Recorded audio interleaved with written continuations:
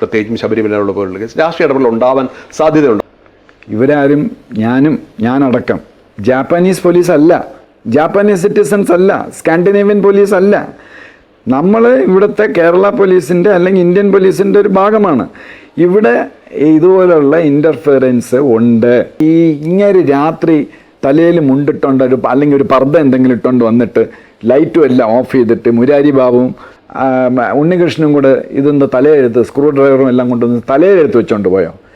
Devaswom board അറിയാതെ അവിടെ ഒന്നുമേ നടക്കില്ല. അങ്ങയുടെ ഡ്യൂട്ടി അല്ലെങ്കിൽ GFG വിജിലൻസ് ഓഫീസറുടെ ഡ്യൂട്ടി എന്താണ്? സങ്കടകരമെന്ന് പറയട്ടെ, ഈ വിജിലൻസ് SP-യുടെ ഒരു റോളെന്ന് പറയുന്നത് വളരെ പത്തറ്റിക്കാണ്. അല്ല, നിങ്ങളുടെ ജോലി എന്നാണ് പറയുന്നത്. അല്ല, അതാ പറയട്ടെ. ദേവസ്വം ബോർഡിലെ ഇത് പ്രകാരം ദേവസ്വം ബോർഡ് പ്രസിഡന്റ് പറയുന്ന കാര്യങ്ങൾ മാത്രം ചെയ്താൽ മതി. അതിൽ കൂടുതൽ ഒരു വിജിലൻസ് ഓഫീസറും ചെയ്യില്ല. പപ്പറ്റാണ്. ഇരുന്നപ്പോൾ ഒന്നും പറയാതെ അല്ലെങ്കിൽ ചോദ്യം ചെയ്യാതെ പുറത്തിറങ്ങിയ ശേഷം വാചകം അടിക്കുന്നു. അത് എന്ത് മാന്യത എന്നാണ് ചോദിക്കുന്നത്? പ്രേക്ഷകർക്ക് അങ്ങനെ ചോദ്യം ചോദിക്കാനുള്ള അവകാശമുണ്ട്. പക്ഷേ ഞാൻ അവിടെ ഇരുന്നാലും വേറെ ഏതെങ്കിലും പോസ്റ്റിൽ ഇരുന്നാലും എനിക്ക് എപ്പോഴും വിളിച്ച് പത്രസമ്മേളനം നടത്താൻ പറ്റുമോ? You cannot fight against the system or the government is very powerful. ഞാൻ ശബരിമല ഇരുന്നപ്പോൾ ഇങ്ങനെ ഈ പത്രസമ്മേളനം നടത്തണതിലൊന്നും കാര്യമില്ല. ഗവൺമെന്റിന് തെറ്റുപറ്റിയാൽ ശിക്ഷിക്കും. ഉദ്യോഗസ്ഥന്മാർ പറഞ്ഞില്ലെങ്കിൽ ആര് പറയാൻ പറ്റും? പറയാൻ പറ്റും. അല്ല, ഈ സിസ്റ്റം പറഞ്ഞത്. Chandu, let me finish the answer. Okay. പത്രസമ്മേളനം നടത്തിയാൽ എളുപ്പമല്ലേ എന്നെ അവിടുന്ന് തട്ടാൻ? വളരെ ഈസി ആയിട്ട് തട്ടും. ഞാൻ റിപ്പോർട്ട്സ് കൊടുത്തിട്ടുണ്ട്, എത്ര റിപ്പോർട്ട് കൊടുത്തിട്ടുണ്ട്. ചിലതൊക്കെ കോപ്പി എൻ്റെ കയ്യിലുണ്ട് ഇപ്പോഴും. പിന്നെ ഹൈക്കോടതിയുടെ ശ്രദ്ധയപ്പെടുത്തി. എനിക്ക് അതിൽ കൂടുതൽ എന്ത് ചെയ്യാൻ പറ്റും? നിങ്ങൾ പറയൂ, ആരെങ്കിലും പ്രതികരിച്ച് രക്ഷപ്പെട്ടിട്ടുണ്ടോ? ഉണ്ടോ? ഞാൻ അങ്ങനെ ചോദിക്കട്ടെ, ഈ ഉന്നത IPS ഓഫീസറുടെ നേതൃത്വത്തിൽ അല്ലെങ്കിൽ പോലീസുകാരുടെ നേതൃത്വത്തിൽ അന്വേഷിക്കുന്നു. അവിടേക്ക് രാഷ്ട്രീയ ഇടപെടലുകൾ എത്രമാത്രം ഉണ്ടാവും? പ്രത്യേകിച്ചും ശബരിമലയുള്ള പോലുള്ള കേസ് രാഷ്ട്രീയ ഇടപെടൽ ഉണ്ടാവാൻ സാധ്യതയുണ്ടോ? അങ്ങനെയൊക്കെ എങ്ങനെ ഈ കഴിഞ്ഞ കാലത്തെ എക്സ്പീരിയൻസ് എങ്ങനെയാണ് തോന്നുന്നത്? ചന്തു നേരെ നിങ്ങളൊരു കാര്യം മനസ്സിലാക്കണം.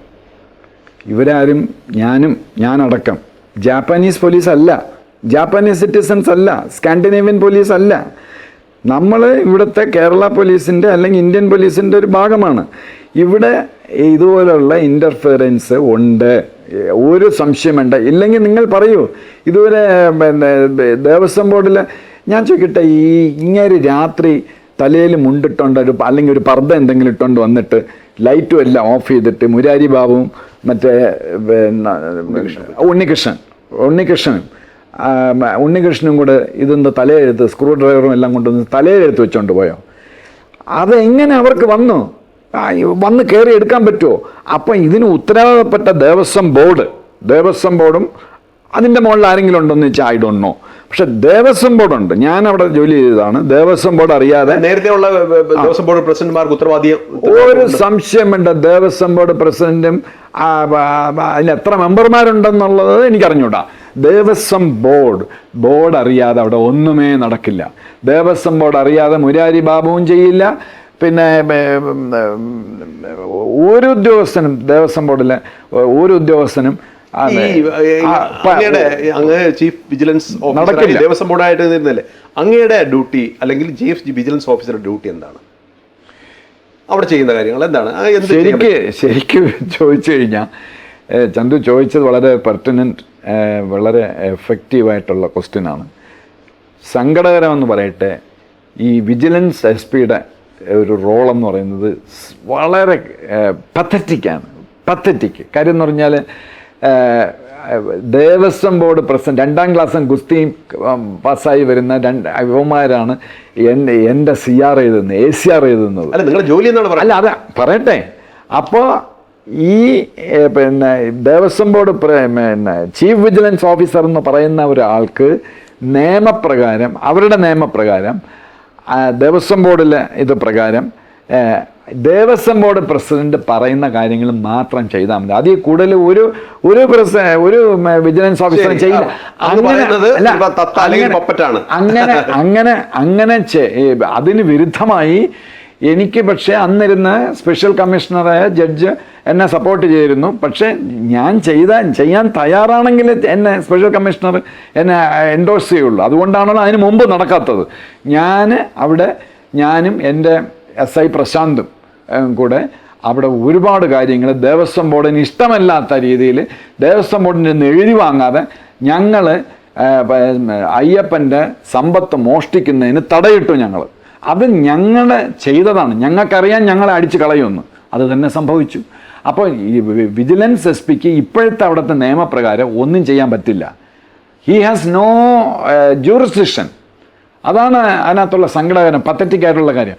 അപ്പോൾ ഞാൻ പറഞ്ഞു വരുന്നതെന്ന് പറഞ്ഞാൽ ഈ ശബരിമല ഈ കൊള്ളയുമായിട്ട് ബന്ധപ്പെട്ട് പ്രോപ്പറായിട്ട് the justice delayed is justice denied. അപ്പോൾ എനിക്ക് അറിഞ്ഞുകൂടാ പ്രസിഡന്റുമാർ ഇതിനകത്ത് ഇൻവോൾവ് ആണോ അല്ലേ എന്നുള്ള, പക്ഷേ 100% ഞാൻ വിശ്വസിക്കുന്നു. അല്ല ഒരു കാര്യം അങ്ങ് പറയുന്നത്, ഇപ്പൊ അവിടെ ചീഫ് വിജിലൻസ് ഓഫീസറുണ്ട്, അതായത് എന്തെങ്കിലും അഴിമതികൾ നടന്നാൽ അത് കണ്ടുപിടിക്കാനോ അല്ലെങ്കിൽ എന്തെങ്കിലും തരത്തിലുള്ള പിൽഫറേജസ് കണ്ടെത്താനും ഒക്കെയാണ് ഈ ഇദ്ദേഹത്തിന്റെ ഡ്യൂട്ടി എന്ന് പറയുന്നത്. അപ്പൊ അതുവരെ നിയന്ത്രിക്കുന്നത് ദേവസ്വം ബോർഡിന്റെ ഉന്നതത്തിൽ ഇരിക്കുന്നവരാണ് എന്നാണ് അങ്ങ് പറയുന്നത്. ഈ വെറും ഈ വിജിലൻസ് ഓഫീസർ സംശയം എന്താ? പിന്നെ എന്നെ പോലെ തലയ്ക്ക് സുഖമില്ലാത്ത ഒരുത്തം IPS ഇവിടെ വന്നു, അവന് ബെല്ലും ബ്രേക്കും ഇല്ല. ഞാൻ ബെല്ലും ബ്രേക്കും ഇല്ലാതെ തന്നെയാണ് അവിടെ ചെയ്തത്. ശരി. അപ്പൊ അങ്ങ് പലരും നമ്മുടെ ആദ്യത്തെ ഈ ഇന്റർവ്യൂ കണ്ട ശേഷം പലരും ചോദിച്ച ചോദ്യം, ഇരുന്നപ്പോൾ ഒന്നും പറയാതെ അല്ലെങ്കിൽ ചോദ്യം ചെയ്യാതെ പുറത്തിറങ്ങിയ ശേഷം വാചകം അടിക്കുന്നു, അത് എന്ത് മാന്യത എന്നാണ് ചോദിക്കുന്നത്. അത് ഒരു അയ്യപ്പ ഭക്തനല്ലേ? അത് തികച്ചും കറക്റ്റായിട്ടുള്ളൊരു ചോദ്യമാണ്. റെലവൻ്റ് ആയിട്ടുള്ള ക്വസ്റ്റ്യനാണ്. പ്രേക്ഷകർക്ക് അങ്ങനെ ഒരു ചോദ്യം ചോദിക്കാനുള്ള അവകാശമുണ്ട്. പക്ഷേ ഞാൻ അവിടെ ഇരുന്നാലും വേറെ ഏതെങ്കിലും പോസ്റ്റിലിരുന്നാലും എനിക്ക് എപ്പോഴും വിളിച്ച് പത്രസമ്മേളനം നടത്താൻ പറ്റുമോ?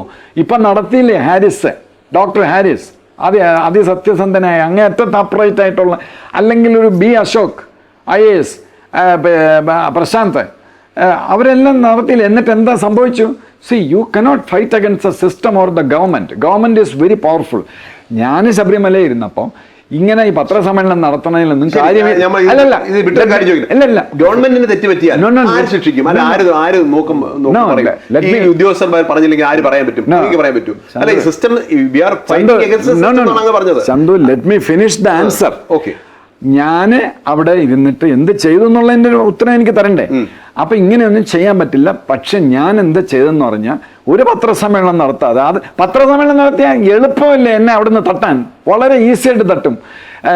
Unbecoming activity of A government servant, public servant എന്ന് പറഞ്ഞിട്ട് എന്നെ തട്ടും. ഞങ്ങൾക്ക് കോൺട്രാക്ട് റൂൾസ് ഇതൊക്കെ അങ്ങനെയൊന്നും പത്രസമ്മേളനം നടത്താൻ പാടില്ല.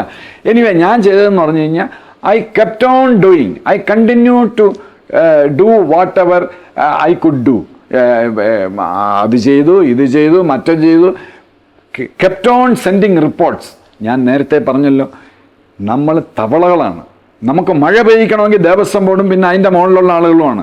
നമുക്ക് കരയാനേ പറ്റൂ. ഞാൻ റിപ്പോർട്ട്സ് കൊടുത്തിട്ടുണ്ട്, എത്ര റിപ്പോർട്ട് കൊടുത്തിട്ടുണ്ട്. ചിലതൊക്കെ കോപ്പി എൻ്റെ കയ്യിലുണ്ട് ഇപ്പോഴും. പിന്നെ ഹൈക്കോടതിയുടെ ശ്രദ്ധയപ്പെടുത്തി. എനിക്ക് അതിൽ കൂടുതൽ എന്ത് ചെയ്യാൻ പറ്റും? അടിക്കാൻ പറ്റുമോ? അന്നിരുന്ന സെക്രട്ടറി, ഒരു ഉദ്യോഗസ്ഥന് നമ്മുടെ ഈ സിസ്റ്റംസിനെതിരെ പ്രതികരിക്കണമെങ്കിൽ, അത് IPS ലെവലോ IAS ലെവലോ ഉള്ള ഒരു ഉദ്യോഗസ്ഥന് സിസ്റ്റംസിനെതിരെ പ്രതികരിക്കാൻ പറ്റില്ല. ആ ഒരു സാഹചര്യമാണ് ഇന്ത്യയിൽ നിലനിൽക്കുന്നതെന്നാണ് അങ്ങ് പറയുന്നത്. സംശയം എന്താ? പ്രതികരിക്കാൻ പറ്റില്ല. പ്രതികരിച്ചാൽ അങ്ങനെ നിങ്ങൾ, അല്ലെങ്കിൽ ചന്തു നായർ, നിങ്ങൾക്ക് ഒരുപാട് ഇതിനെപ്പറ്റിയൊക്കെ വിവരമുള്ള ആളാണല്ലോ. നിങ്ങൾ പറയൂ, ആരെങ്കിലും പ്രതികരിച്ച് രക്ഷപ്പെട്ടിട്ടുണ്ടോ? ഉണ്ടോ? ഏത് ഗവൺമെൻറ് ആയിരുന്നാലും, BJP ആയിരുന്നാലും, കോൺഗ്രസ് ആയാലും, മുസ്ലിം ലീഗ് ആയാലും, ആരായിരുന്നാലും അങ്ങനെ ചെയ്യാൻ പറ്റില്ല. ഞങ്ങൾക്ക് കോണ്ടാക്ട് റൂൾസ് ഉണ്ട്, വിജിലൻസ് ആക്ട് ഉണ്ട്, അങ്ങനെ പലത്. അങ്ങനെയാണെങ്കിൽ അഴിമതികൾ എങ്ങനെ നമ്മൾ പുറത്തു കൊണ്ടുവരും, അതില്ലാതാക്കും? അതല്ല, എനിക്കതല്ലേ ചെയ്യാൻ പറ്റും. ഈ അയ്യപ്പൻ ഒരു സമയം വിചാരിച്ചിട്ടുണ്ടായിരുന്നു. അതിപ്പോഴാണ് അയ്യപ്പൻ തന്നത്. എനിക്ക് വേണമെങ്കിൽ ഞാൻ റിട്ടയർ ചെയ്ത് 2018 18 ശേഷം പിറ്റേ ദിവസം എനിക്കൊരു പത്രസമ്മേളനം നടത്താൻ പറ്റും. പക്ഷെ അത് ക്ലിക്കാവില്ല. ശരി, ഇത് അയ്യപ്പൻ തന്നെ കണ്ടെത്തിയതാണ്. അതാണ്. അതിന് ഈ മറ്റേ സിനിമയിൽ പറഞ്ഞ പോലെ നമ്മുടെ ശ്രീനിവാസൻ പറഞ്ഞ ദാസ, എല്ലാത്തിനും ഒരു സമയമുണ്ട്. ഇപ്പൊ അതിന്റെ സമയമാണ്. പക്ഷെ എനിക്കുള്ള സങ്കടം, ഈ സമയമായിട്ട് പോലും ഈ അയ്യപ്പൻ തന്നെ ഇപ്പം കൈവിട്ടിരിക്കുകയാണോ സ്വാമി ഭക്തരെ, ശബരിമലയിലെ ധർമ്മശാസ്താവിൻ്റെ? അതുകൊണ്ടല്ലേ ഇങ്ങനെയൊക്കെ സംഭവിക്കുന്നത്. പിന്നെ ഞാൻ എന്ത് ചെയ്യുമായിരുന്നു എന്ന് ചോദിച്ചില്ലേ, അതിൻ്റെ ഉത്തരം എനിക്കിതുവരെ തരാൻ പറ്റില്ല.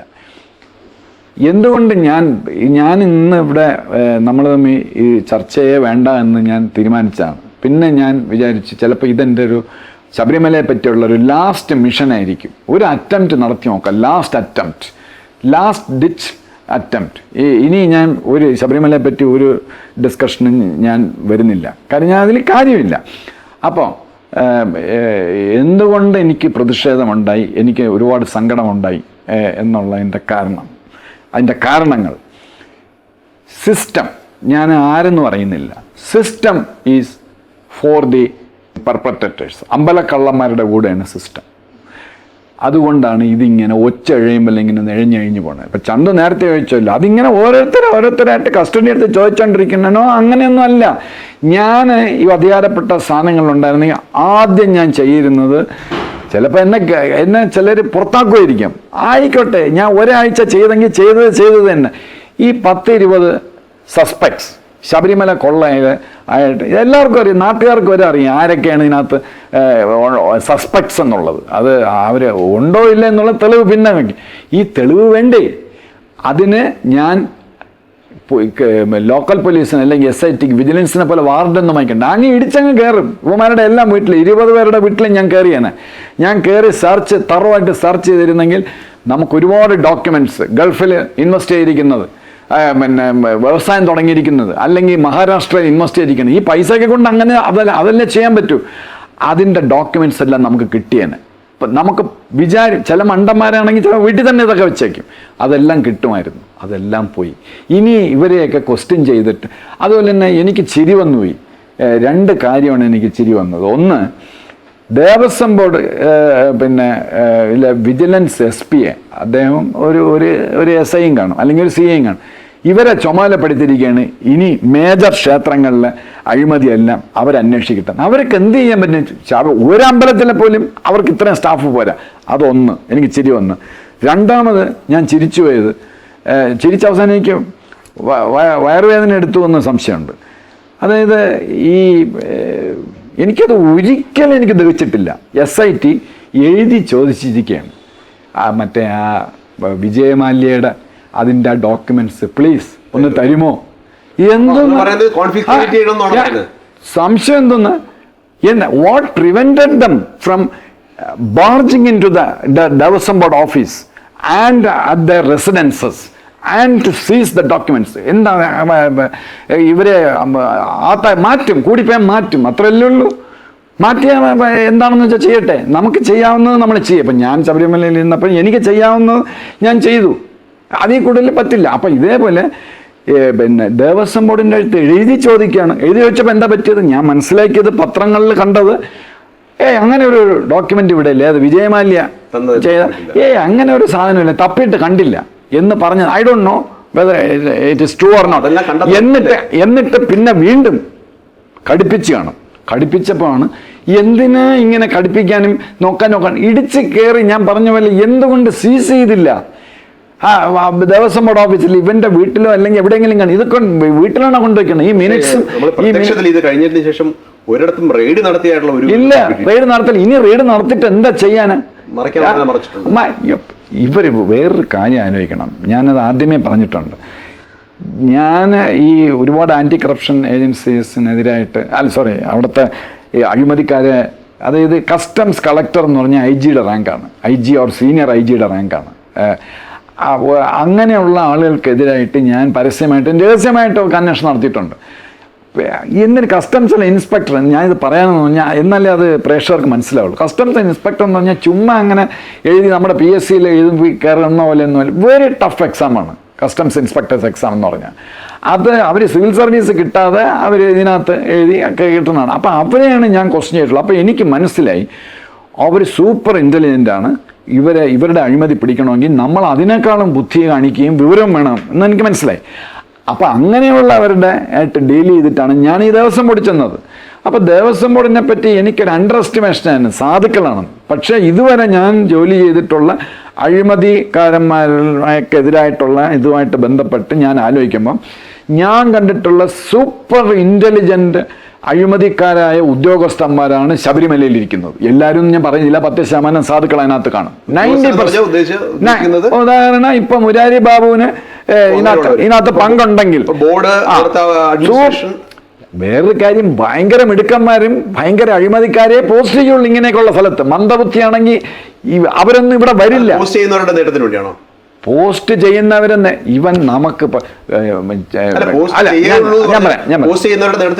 ചന്തു നായർ ഡെപ്യൂട്ടി കമ്മീഷണർ ആണ്, അല്ല അസിസ്റ്റന്റ് കമ്മീഷണർ. നിങ്ങൾ ശബരിമലയിലെ സന്നിധാനത്തെ എക്സിക്യൂട്ടീവ് ഓഫീസറായിട്ട് പോസ്റ്റ് ചെയ്യണമെന്ന് ചന്തു നായർ ഒന്ന് തൊഴുതു പറഞ്ഞു. ഞാൻ ദേവസ്വം ബോർഡ് അല്ലെങ്കിൽ ദേവസ്വം ബോർഡിൻ്റെ മുകളിലുള്ള ആരും ഓടെ അന്വേഷിക്കും. ചന്തു നായർ എങ്ങനെയാണ്? നമ്മുടെ ആളാണ് സാർ, നമ്മുടെ സ്വന്തം ആളാണ്. അല്ല അയാൾ ഒരു മുഖമൊന്നും ശരിയല്ലല്ലോ, ഒരു സാമുദ്രിക അല്ലല്ല പുള്ളി നല്ല നേരത്തെ അഴിമതിയൊക്കെ നടത്തി നമ്മൾ പിന്നെ രക്ഷപ്പെടുത്തി വിട്ടാണ്.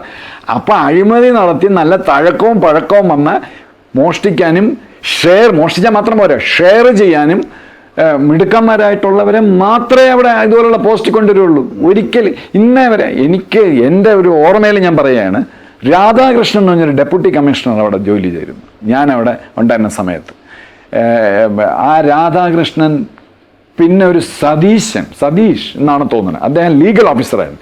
ഈ 2 ഓഫീസേഴ്സും ഭയങ്കര ബോൾഡായിരുന്നു. പക്ഷെ അവരെ ഒരു സ്ഥലത്തും പോസ്റ്റ് ചെയ്തില്ല. നല്ല സ്ഥലത്ത് അദ്ദേഹം അങ്ങ് പറഞ്ഞത് CR രാധാകൃഷ്ണനോട് അദ്ദേഹത്തോട് ഞാൻ അദ്ദേഹത്തോട് സംസാരിച്ചിരുന്നു. അദ്ദേഹം പറഞ്ഞത് സ്വർണം മാത്രമല്ല, അവിടെ നിന്നും 1 ലക്ഷം ഏക്കറിലധികം ഭൂമി ദേവസ്വം ബോർഡിന്റെ നഷ്ടപ്പെട്ടു. ശബരിമല മൊത്തം ദേവസ്വം ബോർഡിന് നഷ്ടപ്പെട്ടിട്ടുള്ളതാണ് പറയുന്നത്. അതാണ് രാധാകൃഷ്ണനെ ഞാൻ വിശ്വസിക്കുന്നു. കാരണം രാധാകൃഷ്ണനെ എനിക്ക് നന്നായിട്ട് അറിയാം. രാധാകൃഷ്ണൻ്റെ അടുത്ത് ഞാൻ പണ്ട് സംശയങ്ങൾ ചോദിക്കാൻ പോകുമായിരുന്നു, ഞാൻ ശബരിമല ഉണ്ടായിരുന്നപ്പം. രാധാകൃഷ്ണൻ അത് പറഞ്ഞത് സത്യം പറഞ്ഞാൽ എൻ്റെ ശ്രദ്ധയിൽ പെടാത്ത കാര്യങ്ങളാണ്. അത്രമാത്രം ഹ്യൂജായിട്ടുള്ള അതാണ് ഞാൻ പറഞ്ഞത്, സമാനതകളില്ലാത്ത ഇന്ത്യയിലെ ഒരു ഡിപ്പാർട്ട്മെൻറ്റിലും കാണാത്ത ഭയങ്കരമായ തീവെട്ടിക്കൊള്ള ആണ്. ഇപ്പം ഫ്രഞ്ച് മ്യൂസിയത്തിൽ നിന്ന് അടിച്ചോണ്ട് പോയില്ലേ, അതെന്തോന്നും ഒന്നുമല്ല, അതിനേക്കാളും ഭയങ്കരമായ സംഗതികളാണ് നടന്നത്. പിന്നെ ഞാൻ വീണ്ടും ആ പോയിന്റിലേക്ക് വന്നില്ല. എന്തുകൊണ്ട് എനിക്ക് പ്രതിഷേധമുണ്ട്, എനിക്ക് സങ്കടമുണ്ട്, എന്നെ പോലെ ഒരുപാട് സ്വാമി അയ്യപ്പൻ ഭക്തർക്ക് സങ്കടമുണ്ട്. ഈ പോകുന്ന പോക്ക്, level of things going on is not that all right എന്ന് എന്തുകൊണ്ട് പറയുന്നു എന്നുള്ളത് ഞാൻ 1 by 1 ആയിട്ട് പറയാം. ഒന്ന്, എന്തുകൊണ്ട് സെർച്ച് നടത്തിയില്ല? അവരുടെ എല്ലാം വീട്ടിൽ ഒരുമിച്ച് കയറണമായിരുന്നു. എവിഡൻസൊക്കെ പിന്നെ സസ്പെക്ട്സ് ആണ്. ലോക്കൽ പോലീസിന് അങ്ങനെ ഒരു വകുപ്പുണ്ട്, മാറുപാട് ചെയ്യാൻ സാധ്യതയുണ്ട് എന്ന് പറഞ്ഞ് കോടതിക്ക് ഒരു റിപ്പോർട്ട് എഴുതി അയച്ചിട്ട് നമ്മൾ വീട്ടിൽ ഇടിച്ചു കയറും. എത്രയോ ഞാൻ ചെയ്തിട്ടുണ്ട്. അത് ചെയ്യാമായിരുന്നു, അവർ ചെയ്തില്ല. 1. 2, സിസ്റ്റം. ഞാൻ ആരെന്ന് പറയുന്നില്ല, സിസ്റ്റത്തിന് ഇപ്പം ഇവരെല്ലാം സന്തോഷമായിട്ടിരിക്കുന്ന മുരാരി ബാബുവിനെ പോലുള്ള ആളുകൾ അയാൾക്ക് ഇൻവോൾവ്മെൻ്റ് ഇതിനകത്തുണ്ടെങ്കിൽ സന്തോഷമായിട്ടിരിക്കുന്നത്, കോൺഫിഡൻ്റ് ആയിട്ടിരിക്കുന്നത് 10 വർഷം കഴിഞ്ഞാൽ ഇത് കോടതിയിൽ വരുള്ളൂ. അത് ഞങ്ങൾക്കറിയാം എങ്ങനെ ചെയ്യണം. 10 വർഷം കഴിഞ്ഞ് ഈ സംസാരിക്കണ ഞാൻ കാണുമോ, ചന്തു കാണുമോ, ജഡ്ജിമാർ അല്ല പറയട്ടെ. അല്ല ഞാൻ നേരത്തെ ഇതിൽ നിന്ന് നമുക്ക് ഈ നഷ്ടപ്പെട്ട സ്വർണം ഏതെങ്കിലും തരത്തിൽ വീണ്ടെടുക്കാൻ അല്ലെങ്കിൽ കുറ്റവാളികളെ ശിക്ഷിക്കാനോ പറ്റുമെന്ന് അങ്ങ് കരുതുന്നുണ്ടോ? ഞാൻ പറയാം, അത് ലാസ്റ്റിൽ പറയാം. ഇത് ഞാൻ പറയട്ടെ, ഇത് പ്രധാനപ്പെട്ട കാര്യമാണ്. ഇങ്ങനെ പോയി കഴിഞ്ഞാൽ ഇവരെ ആരെയും ശിക്ഷിക്കില്ല. അതാണ് I am coming to that. ഞാനത് പറഞ്ഞുകൊണ്ടിരുന്നപ്പോഴാണ് ചന്തുവിന് അത് കറക്റ്റ് മനസ്സിലാവത്തുണ്ടാണ്. അതായത് ഈ 10 വർഷത്തിന് ശേഷമാണ് ഇത് വരുന്നത്. നമുക്ക് ആദികേശവ ക്ഷേത്രത്തിൻ്റെ കാര്യം മാത്രം എടുക്കാം. അപ്പോൾ 10 വർഷത്തിന് ശേഷം വന്നു കഴിഞ്ഞാൽ ഇതൊക്കെ ആരുടെ മനസ്സിലുണ്ട്? ഏത് മീഡിയ ഇത് പൊക്കും? നമ്മൾ തന്നെ ജീവിച്ചിരിപ്പുണ്ടോ എന്നൊന്നും പറയാൻ പറ്റില്ല.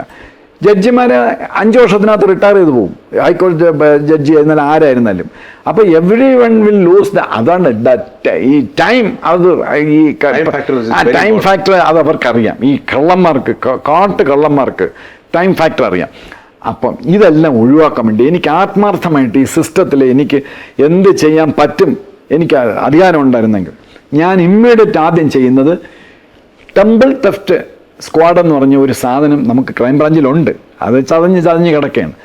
അതൊരു അപ്രൈറ്റ് ആയിട്ടുള്ള ഒരു ഉദ്യോഗസ്ഥൻ, നോട്ട് അപ്രൈറ്റ്, അഗ്രസീവ്ലി ഓണസ്റ്റ് ആയിട്ടുള്ള ഒരു ഓഫീസറുടെ നേതൃത്വത്തിൽ കാരണം ഒരുപാട് വെൽത്താണ് നമ്മുടെ ടെമ്പിളിൻ്റെ കീഴിൽ.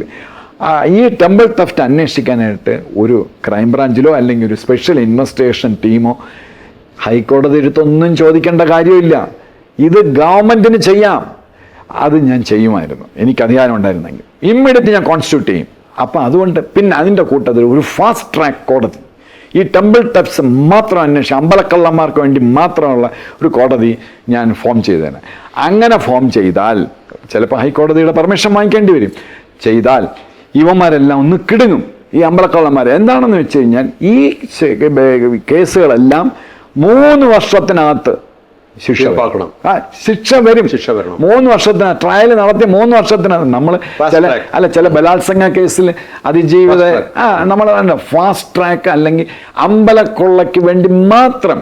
ക്രിസ്ത്യൻ പള്ളി കൊള്ളയില്ല, മുസ്ലിം പള്ളിയിലും കൊള്ളയില്ല. നമ്മുടെ അമ്പലങ്ങളിലാണ് ഈ മൊത്തം വെൽത്ത് കിടക്കുന്നത്. ഇവന്മാർ തിന്ന് കൊഴുത്ത് അങ്ങനെ കിടക്കുകയാണ്. ഇവർ ഭാവാക്കായിട്ടുള്ള രാഷ്ട്രീയക്കാരും. അപ്പോൾ ഇവന്മാർക്കെല്ലാം കിടുങ്ങും എന്ന് പറഞ്ഞാൽ ഈവൻ അന്വേഷിക്കുന്ന ഉദ്യോഗസ്ഥന്മാർ പോലും അവരെ സർവീസ് കാണും. കാര്യം പറഞ്ഞാൽ അവർക്ക് സ്വിച്ചേഴ്സ് വരും. മാത്രമല്ല, ഇന്ന ആൾ ഗോപാൽ കൃഷ്ണൻ അന്വേഷിച്ചതാണ് ഈ കേസ്, ഇതെങ്ങനെയായി എന്ന് എനിക്ക് I have to answer to the system. അപ്പം ഇതൊന്നുമില്ല, അത് ചെയ്തില്ല, നഷ്ടപ്പെടുത്തി. അതിന് പകരം CPM ചേരുമോ, CPM ബജ്രദംഗളിൽ ചേരുമോ, ഇതുപോലുള്ള ഡിസ്കഷനാണ് മൊത്തം ചാനൽ. ഇതിൽ ആർക്കാണ് താല്പര്യം? നമുക്ക് അമ്പലക്കൊള്ളയാണോ പ്രധാനം, അതോ ഇതോ? അല്ല, അതിന്റെ ഗ്രാവിറ്റി ഇപ്പൊ കുറഞ്ഞു വരുന്നുണ്ടോ? കുറഞ്ഞല്ല, പോയി. ഇപ്പൊ ഉള്ളത് മറ്റേ ആളെ ക്വസ്റ്റ്യൻ ചെയ്യാൻ സാധ്യതയുണ്ട്. എന്താ നീ എന്തിനു ക്വസ്റ്റ്യൻ ചെയ്യണത്? ഇവന്മാരെല്ലാം പോയി. മുൻ ചീഫ് വിജിലൻസ് കമ്മീഷണർ ഗോപാൽ കൃഷ്ണനുമായിട്ടുള്ള സംവാദം തീർന്നിട്ടില്ല. കൂടുതൽ വിവരങ്ങൾ അദ്ദേഹത്തിന് ഇനിയും പറയാനുണ്ട്. അത് അടുത്ത എപ്പിസോഡിൽ.